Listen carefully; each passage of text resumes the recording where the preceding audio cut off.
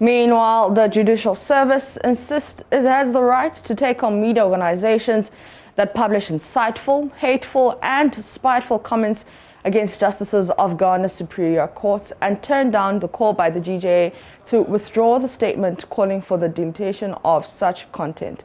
Lawyer for the service, Tadia Sori, says the service stands by the letter.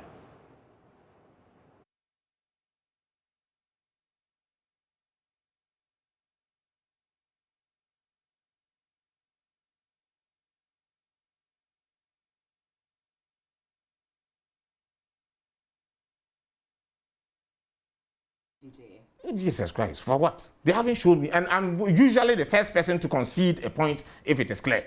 The GJA has not said one thing that has anything to do with this letter. The heading, threats against the media. Where is the threat in here? I have the threat in here. You have read a paragraph which says clearly that if you say vengeful or spiteful things against the judiciary, it has consequences. Did I need to tell the GJA members who know basic journalism that this has consequences? I've only repeated what they should know.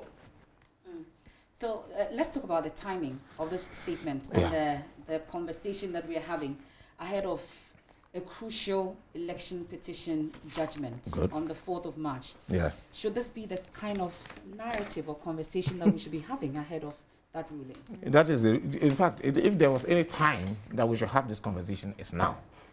Because, and honestly, at the time I was issuing this statement and all of that upon instructions, these are not the things that agitated my mind, that there's a likelihood of a decision coming out and all of that.